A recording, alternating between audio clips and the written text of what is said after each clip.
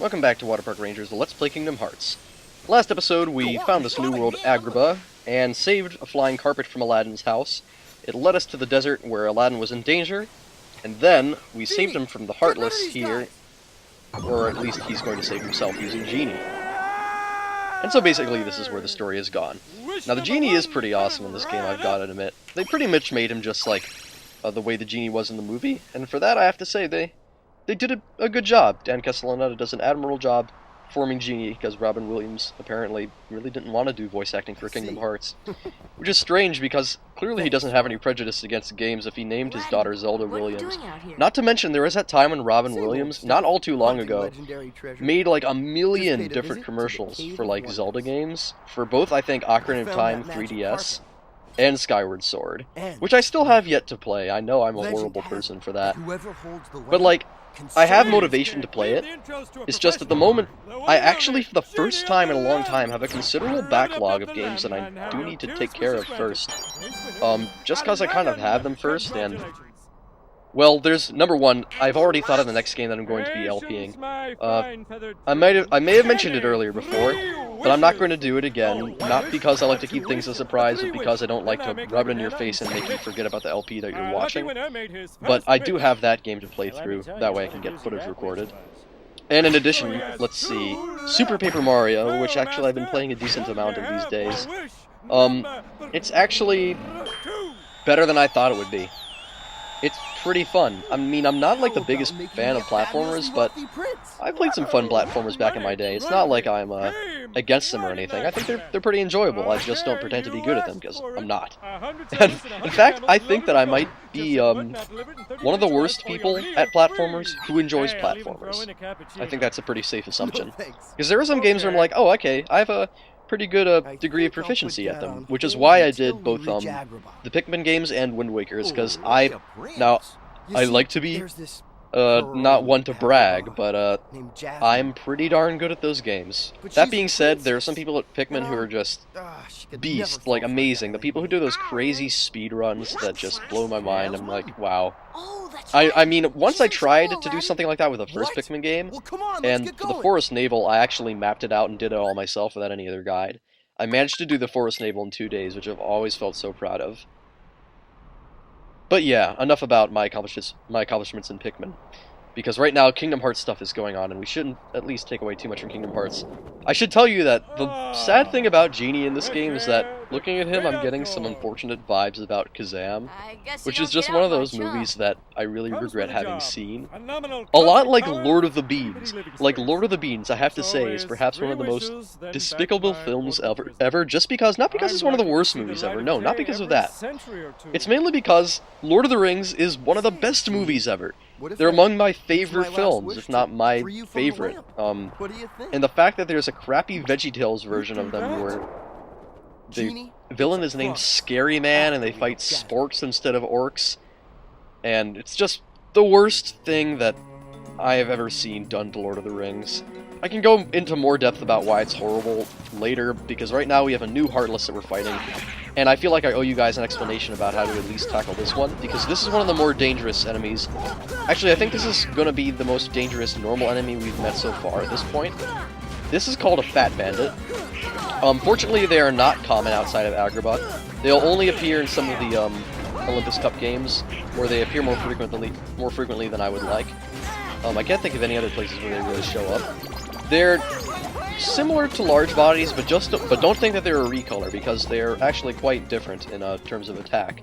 They have a shaking claw attack, which is similar to the large bodies in that it just clears you away from their shin area, but I do believe that it circles more like around 360 degrees, rather than just 180, like covering the front.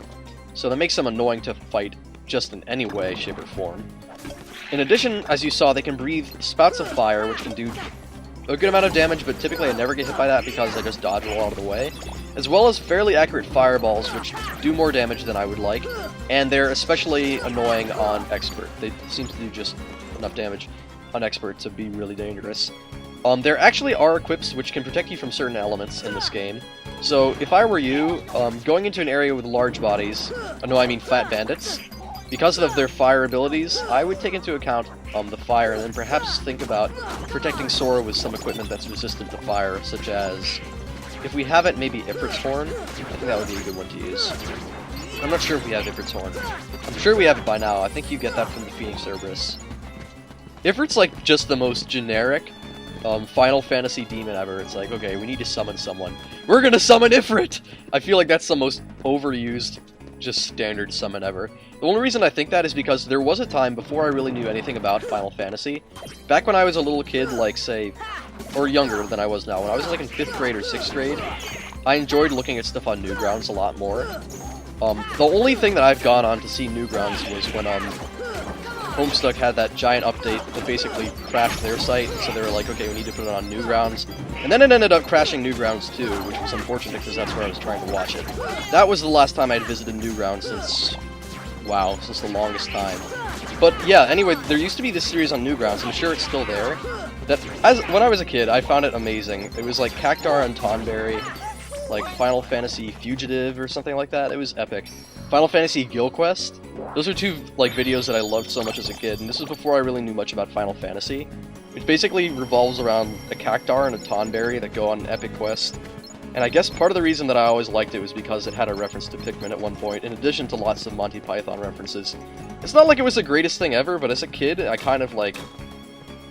It's almost something that I could feel vaguely nostalgic for, which feels strange saying about a random Flash animation that I saw at one point when I was younger. But I thought I had to bring that up, because one of the recurring jokes in it was that they would always try and summon Ifrit for battles, but Ifrit would always be something like completely stupid, like a pine cone, or a poodle. I guess you kinda had to be there. Oh boy, basically, I think I should explain one of the most confusing things about Agrabah. After you save Aladdin and come back, the passages before that were blocked off by barrels will have been switched around so that they weren't blocked off by barrels, and the ones that, and basically vice versa. So all the passages get switched around, opening up new areas for you to go into, just like that one, that I went into just there, and got that, switch where I was opening up talking about Cactuar and, the Tonberry. Wow, I sure find inopportune moments to talk about things that don't matter, and then when nothing important's happening, I have to talk about the things that mattered. Gotta work on the pacing, man. Consistency is key, bro. And I don't just say that because we're swinging around a giant novelty-sized key. I don't sink to those kinds of punny depths, usually. Oh, there it goes again. Just did it. Wow, it keeps happening, guys. I'm sorry. And so we opened up the, by opening up that switch way over there, basically in the chamber next to this one, we are able to approach this one where Jafar and Jasmine are down there, so we're gonna drop in on them and have a friendly little chat. With our friend who thinks he's so clever, scaring all the citizens out of Agrabah, and then blockading random exits and entrances with barrels and giant cardboard thingies. I find it really strange that some of the things that Sora takes down, yet he can't bust through a few choice crates. What happened to the training where he busted like 25 barrels in under 10 seconds, yet he can't get through a couple crates? At least pick them up and throw them out of the way. Why is it that that sparsely used mechanism isn't used for those, yet is used for a couple other crates, just the crates that they want to block off the path? Once again, it has to do with game design and finding like clever ways to block off paths, and randomly stacking crates and barrels in places where they weren't before, I find is one of the more miserable ways of going about it. And now Jafar is summoning the Heartless to fight us, like he hasn't done that already. Oh, but this is no normal Heartless. As you will see, these individual pieces will merge together and form a Crippletron! Alright, man! Form a Crippletron! I promise that I won't make too many more Crippletron jokes, because unfortunately there aren't that many bosses that form Crippletrons in this game. This is one of them, though. It is the Pot Centipede. It really is a trollish boss, because it's just difficult to get... It's difficult to damage it without perpetually almost dying. And did you see how close that was? See what I mean? Like, you need to have Cure. I might actually recommend, now that I think about it, using Arrow for this fight, but once again, this is only in hindsight. For the record, what it's going to try and do is get these pot spiders to form segments of its body. When it's formed segments, it's going to charge through and break the boundaries of the crates and barrels and run around the level free and roam. This is really weird because it lets you go through the level as one continuous hole instead of, like, individual load times. I guess they figured that they would be able to support more, I honestly don't know why they did it this way. I can't think why they needed so many load times. It would have made this area so much more manageable, actually, if they just removed those load times. Because then the puzzle would be a little bit more fluid. You'd realize that you were just working with one room and one puzzle, and it would work a lot more easily. At least that's the way my mind works. I would have been able to figure out the puzzle more easily here if it just happened in one room instead of individual chambers. See, there goes the pot centipede, breaking through this earlier room, which used to be a separate load time, but no, now it's one continuous hole. So it seems like every time you break off the segments, you stun the head and the tail momentarily. I'm not sure, it looks like the tail and the head can't both be using their laser charge at the same time. So I suppose that when one is waving around its lasers, you should go for the other one. So for instance, right now the tail is using the lasers, so let's go for the head. Although, of course, knowing my luck, as soon as I start attacking the head, it's going to switch. I guess that is the way they had to design the boss. I guess the pot centipede is kind of more of a mini-boss, because you don't fight it at the end of the area.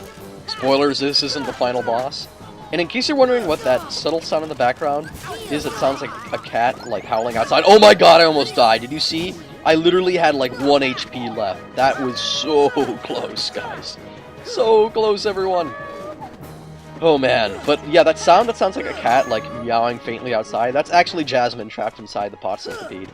But what's strange is it's, after you defeat the pot centipede, she's actually not in there, so I honestly don't know how that works. And now we've defeated him! We got a reasonable amount of EXP, but Sora actually didn't level up himself, so we're just gonna have to fight more Heartless to level up Sora next episode, alright? See you then.